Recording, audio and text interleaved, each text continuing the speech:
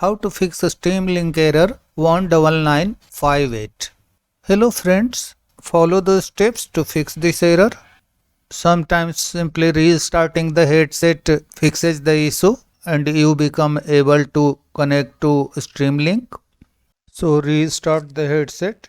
If the issue still persists after restarting the headset, then follow the steps.